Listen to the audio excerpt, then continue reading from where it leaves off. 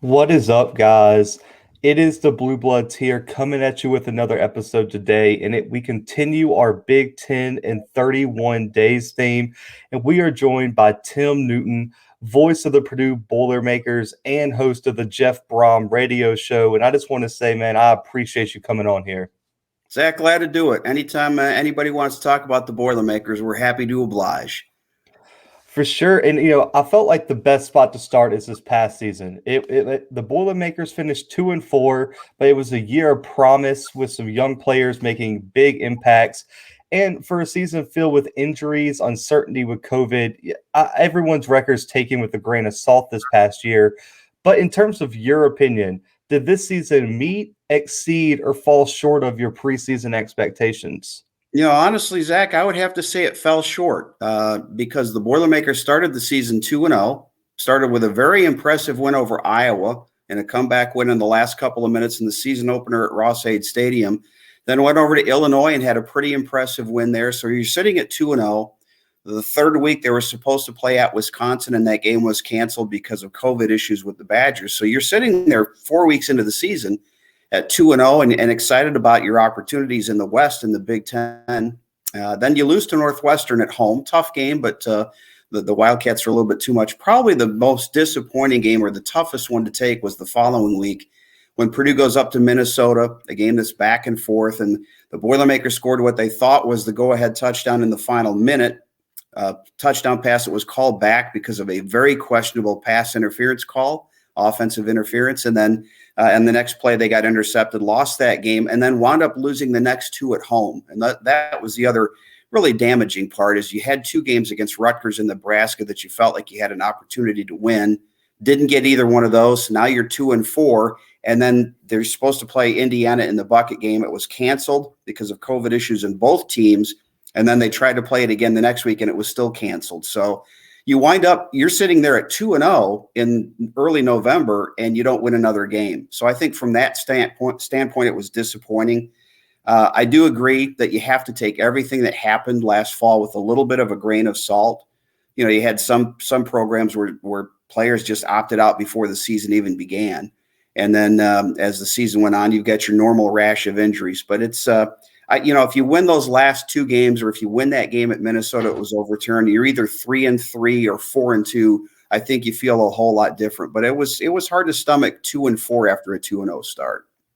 Right. It's always difficult. And there's one player in particular I want to cover. I know he was out with some injuries, and there was a lot of question of when he was going to play this year, but that's Rondale Moore. And anyone who has watched college football for the past 3 years knows this kid might be the most explosive player in the entire country. Almost 1,500 yards, 14 touchdowns as a freshman. But like I said, injuries kind of limited him down the stretch. But in your opinion, what made Rondale such a special player, and what do you think his potential could be in the NFL if he stays healthy? Well, if he stays healthy, I think he could be a Tyreek Hill kind of player. He could have that kind of an impact because you can put him in the slot. You can run him on reverses. He's tough. He's going to catch the ball over the middle. He very rarely goes down on first contact, but I think the thing that sets him apart is the explosiveness. You would see him shift gears, and he would be in the middle of a pack of defenders, and all of a sudden he shoots out of there in any one direction. And he very, very rarely, if ever, was tackled one-on-one. It usually took more than a couple of guys to get him to the ground. So I think he's an incredible athlete. In fact, I did a few stories with him and talked to him a couple of times. He has the strongest handshake of any human being I've ever had. I mean, it would about break the bones in your hand. So he's got an enormous strength for a guy that size. And I know since the end of the season, he's been preparing for the NFL draft. I think he's probably going to be a late first-round pick, if I had to guess. And with him, it's going to be a case largely of fit. You're going to have to go into a system where they're looking for a slot receiver. And I think he's got the opportunity to have an immediate impact as a rookie. But certainly one of the most dynamic players we've had at Purdue here in the last several decades. Yeah, I mean, that Ohio State performance is probably going to go down as one of the best performances in history. And he's probably my biggest what if. If he would have had 3 years at full strength, no injuries, what could have Rondale Moore what kind of stats could we have seen him put up? But moving to a very important position at quarterback, we saw two very talented kids take some snaps this year. Jack Plummer, Aiden O'Connell both had excellent seasons, I would say. They put up very similar stats. Who do you see moving forward, though, into this year take command of that QB1 role, or do you see more of a dual quarterback system for Purdue this upcoming year? Well, I was kind of hoping you could tell me today which way they're going to go. It's interesting because in 2019, Jack Plummer started the season, and then he got hurt in November, and Aiden O'Connell had to come on, and he did a great job. O'Connell came in as a walk-on. Really, the only scholarship offer he had was at the Division III level or Division II level at Wheaton College, and he decided he wanted to walk on to a Big Ten program, have an opportunity to play with the big boys. He waited his turn. You had David Blau, you had Elijah Sindelar, he had a lot of guys in front of him. And then, it came down to Jack Plummer and O'Connell. And Jack got the start in 2019, got hurt. Aiden finished up. And then Aiden gets the start in 2020. He plays the first 3 games, and then he gets hurt, and Plummer has to come back in. But I thought both guys played very well.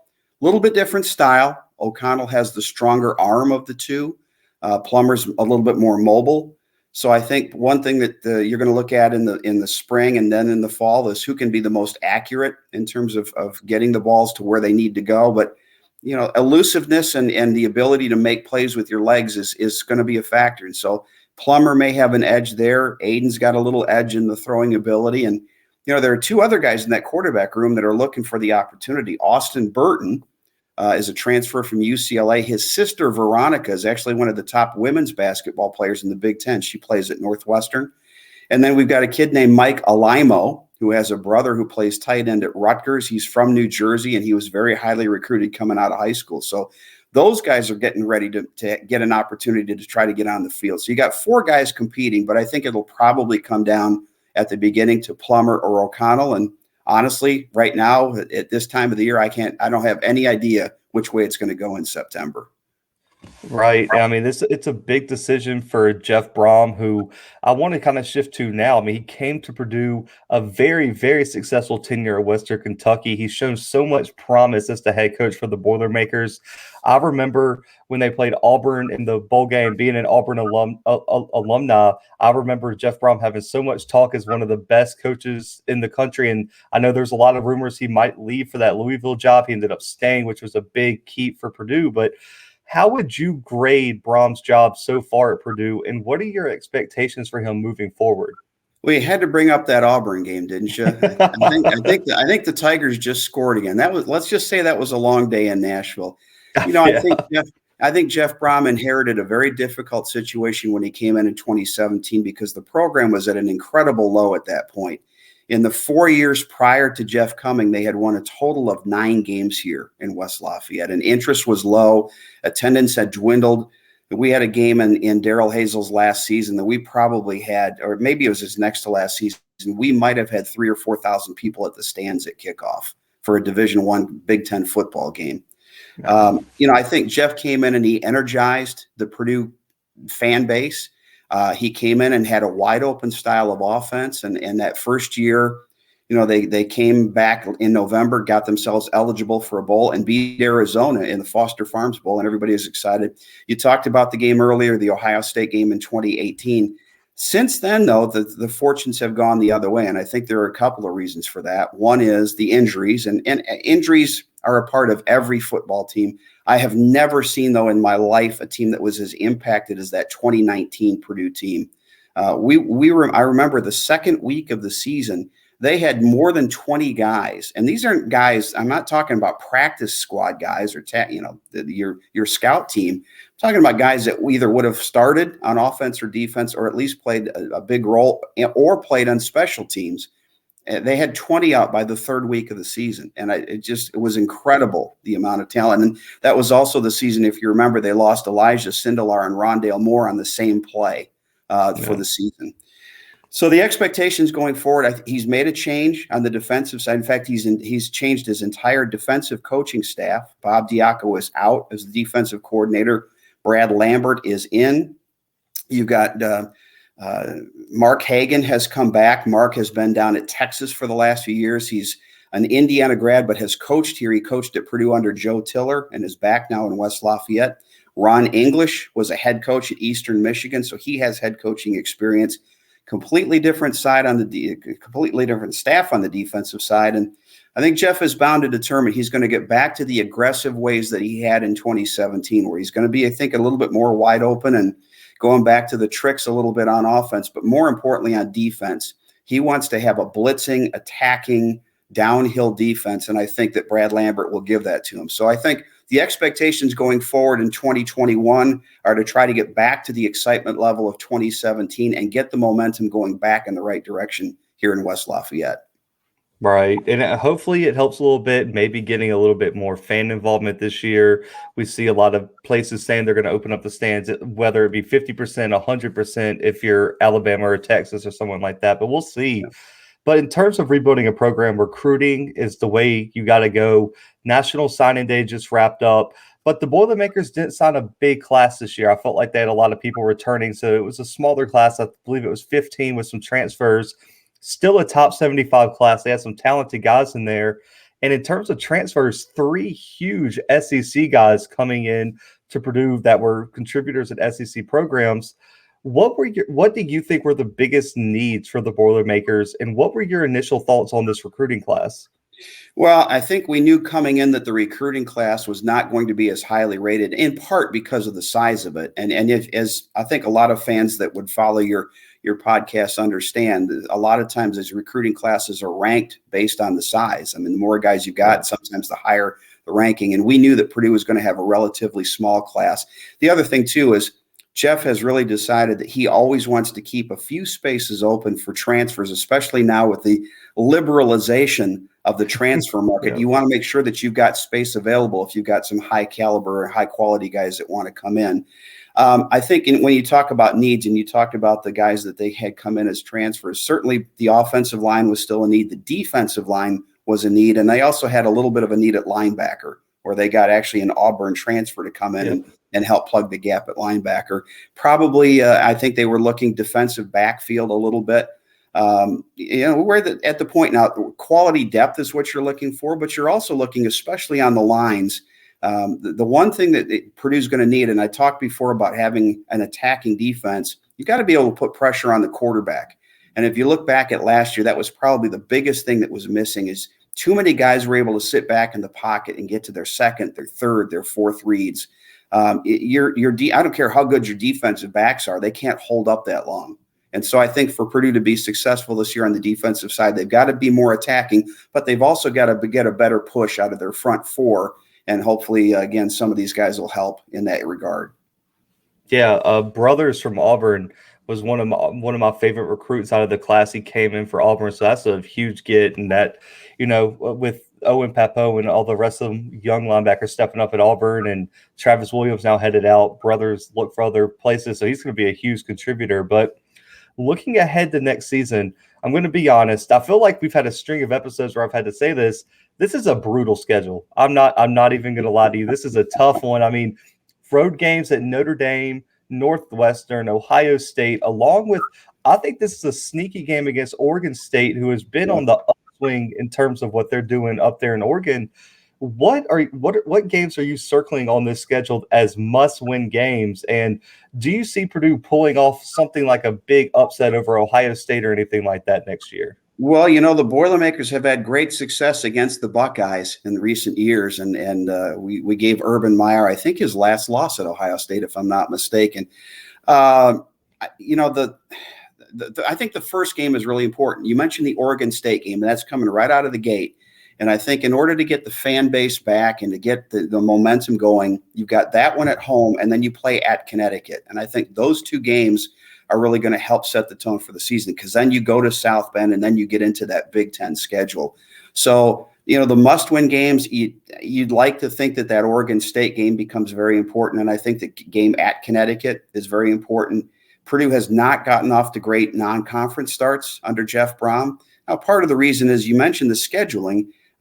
They could go out and they could dumb their schedule down, and that has not been the case so far. They've decided that they're going to try and maintain a very good schedule every year. Notre Dame's going to get back on the schedule for a lot of years now, and then they're going to play some home and homes coming up. I know they've got Mississippi down the road, and some other games against Power 5 teams. So getting off to the good start. But if you're looking at the Big Ten, the teams that you have to beat, I think Purdue hasn't beaten Wisconsin in like 20 years. So that's one monkey that they have to get off their back. If you're going to win the Big Ten West, you've got to eventually beat Wisconsin. And I think, to me, the other barometer year after year for Purdue at this point in their evolution is Northwestern, because Northwestern under Pat Fitzgerald is pretty solid year after year. And that's a team, again, that if you're going to get to the top of the standings, you've got to be able to compete with that squad. So those are the games. They're all important. Certainly the Indiana game is important at the end of the season. Indiana had one of its best seasons in history.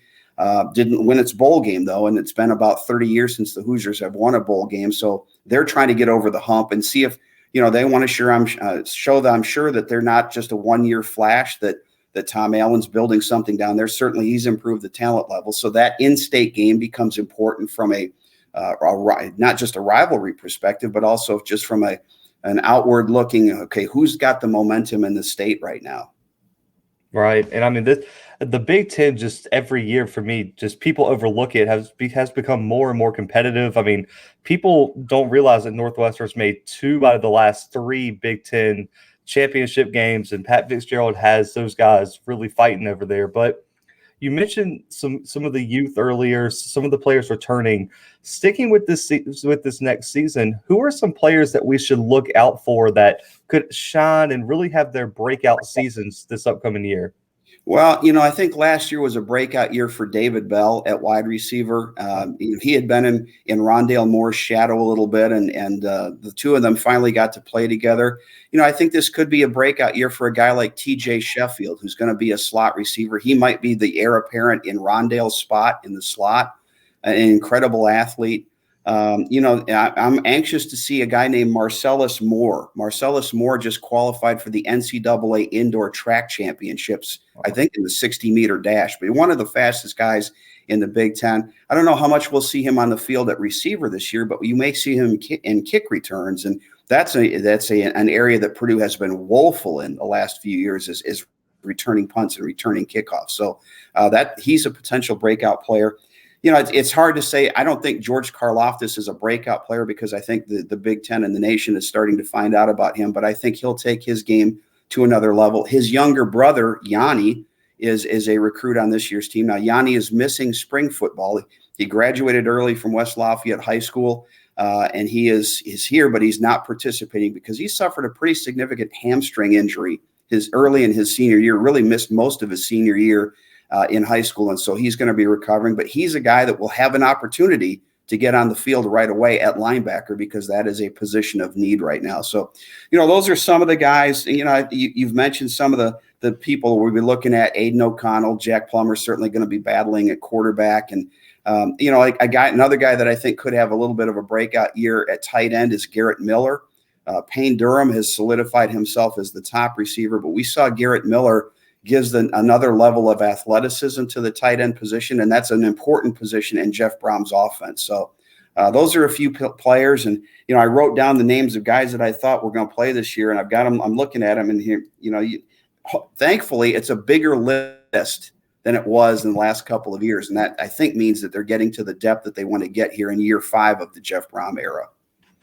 Right, and I'm just glad to see they gave Brohm some patience. But I think we've seen too many times where we bring in a new coach to rebuild a program, and if year 3 they're not winning the championship, we're moving on. And so I'm really hoping Brohm gets time to get even more and more depth and players into the program. But based on these breakout players, based on that schedule we just broke down, can you give us what you think the ceiling and or floor could be for the 2021 Purdue team? I always hate to put numbers on it because I'm never right. I do think, for me, let me say what I think a reasonable expectation for this football team is to get back at the 500 mark or better, get back into a bowl game this season. The ceiling, it's going to be very difficult. You mentioned the schedule. When you've got games right off the bat on the road at Notre Dame and at Ohio State, it's going to be pretty tough to go 12-0. Right. So I think for me, a realistic I'll say instead of going ceiling floor, I'm going to go realistic midpoint. I think is certainly to get back to a bowl game this year, get back to a winning record. And, the goal every season is going to be to contend for the Big Ten West, because right now that really is, I think, a division that's up for grabs every year. I think in general, last year, the Big Ten West was better than the East. Now, there was not a team in the West that was as good as Ohio State, as we saw in the Big Ten championship game. But I think Penn State was way down this year. Michigan was way down this year. Michigan State was way down this year. Are those teams going to stay down, or are they going to come back up in 2021? And then on the other side, can programs like Minnesota, that had a big 2019 but took a step back last year, can they come back? Can Iowa continue to have its run of, and I won't say they're not a super program, but they are a very good program year after year after year. And that shows. You mentioned about not pulling the plug too early. We see it too many places. And I know that alumni we live in a what have you done for me today? Not what have you done for me lately, but what have you done for me today world. I think at some point you've got to say, this is our guy. We're going to stick with our guy. We're going to ride it out. And I can tell you right now, without any hesitation, Jeff Brohm is Purdue's guy. People are saying he's on the hot seat. Bull.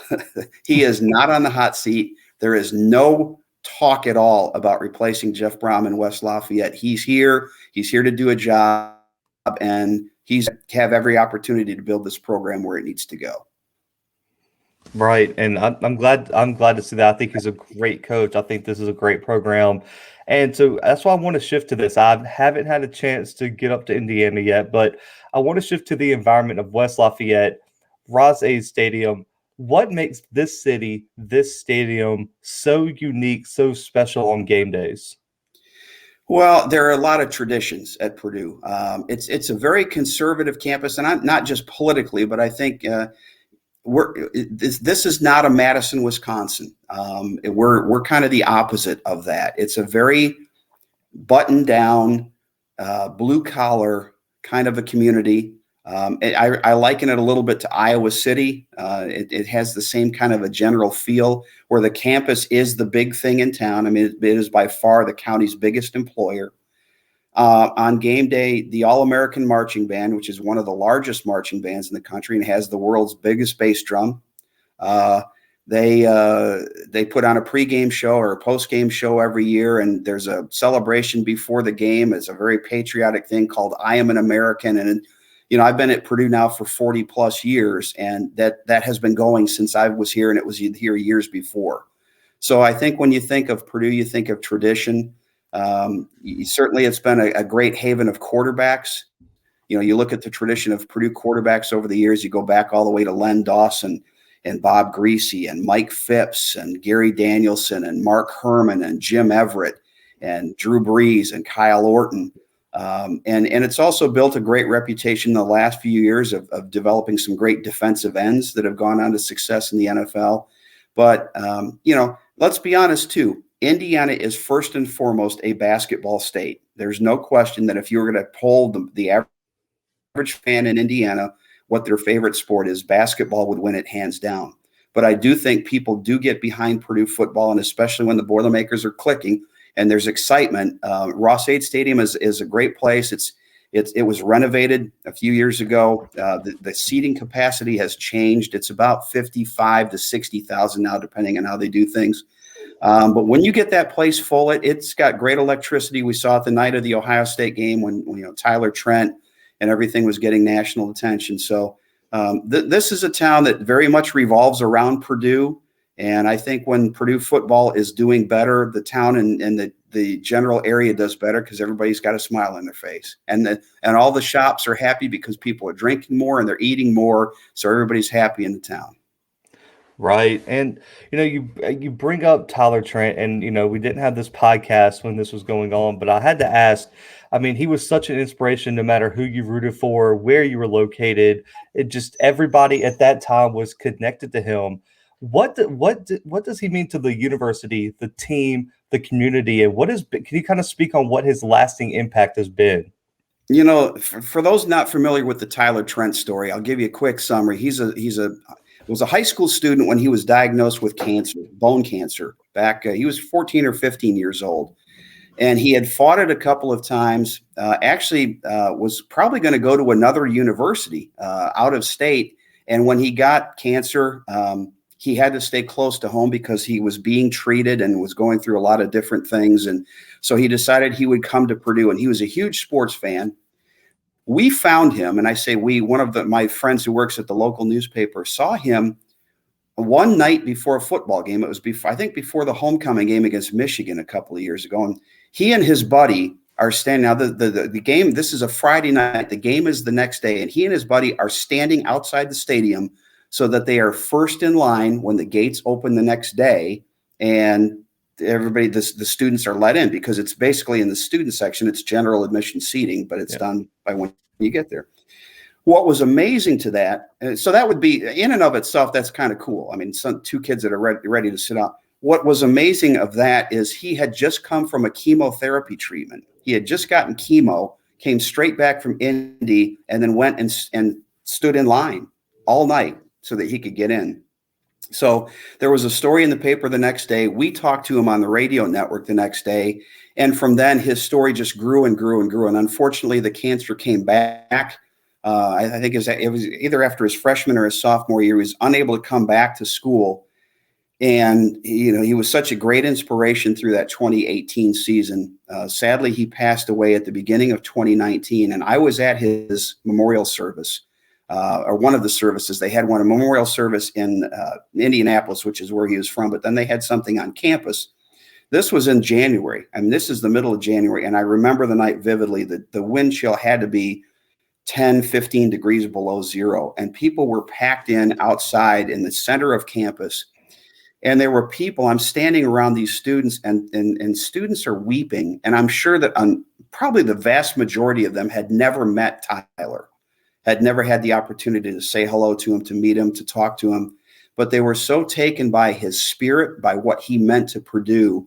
And you asked me what his legacy is. Well, first of all, he donated his brain tumor to science, so they were able to go in and they have been able to do a lot of things with the tumor that he donated, and they had to take that tumor out while he was still alive. And it was the process to do that was very painful. So he was, willing to donate his body to science. And he got very involved in the Purdue Center for Cancer Research. There was an endowment that was established in his name that's raised hundreds of thousands of dollars. So he's got that legacy. But when you think of Purdue and think of, I was in school. There was a Nobel Prize winner that was at Purdue. And there were some people that were in school when Neil Armstrong was there, first man to walk on the moon. There are going to be people 20, 30 years from now that say, I was in school when Tyler Trent was there. And every Purdue fan will know what you're talking about, who you're talking about. So his legacy is just enormous, and it will never be forgotten.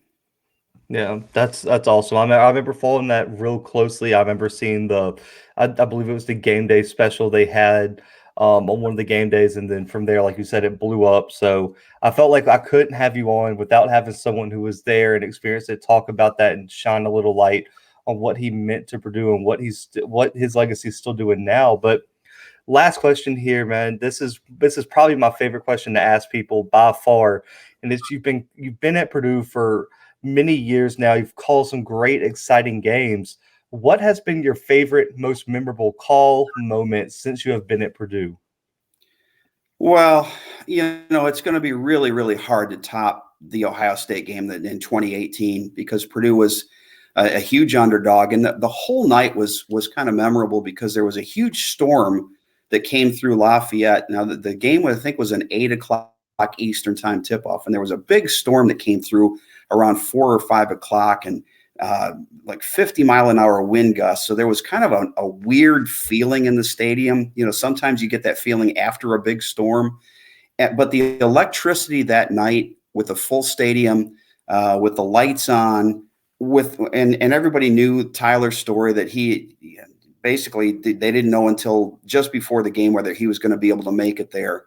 For him to get there and to be in that stadium, and then for the fourth quarter that we had, where I think Purdue scored 4 touchdowns, I think it was in the fourth quarter, and particularly the Rondale Moore score, where he was trapped on the sideline and ran through 3 players, and he just kind of came out like he'd been shot out of a cannon. That's one that I'll never forget. I mean, I saw some great games at Purdue over the years with some great players. Back when I was a student here in the late 70s and early 80s, Purdue had one of its best 3-year stretches in program history and had its only 10-win season back in 1979. So, I've seen great battles against Bo Schembechler and Woody Hayes. And I worked when I was at Purdue and as a student, I worked in the sports information office. So I was able to work on stats and work with some of the TV crews that came in. So you got to meet some great people, and you're alongside Keith Jackson and some of the other folks who came in. But from a standpoint of being able to call a game, it's really hard to top that 2018 game with Ohio State and what it meant to the program and the national attention that it brought, not just to Purdue, but also to the causes that Tyler was espousing.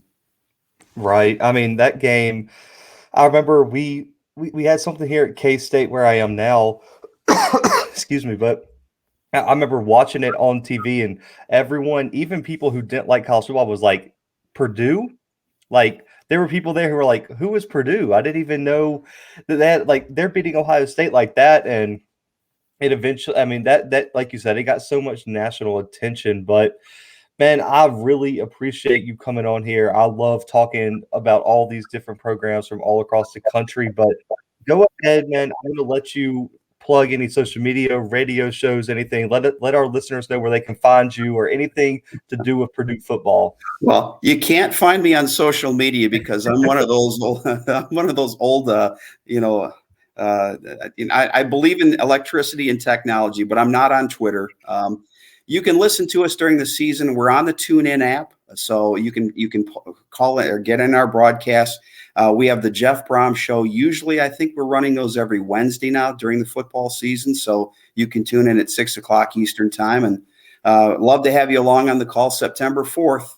Game time to be determined, but Oregon State comes into Ross-Ade, and so we hope that we can convert some fans out there who might be neutral to become Boilermaker fans. So we appreciate having the opportunity. And Zach, really want to thank you for having me on today.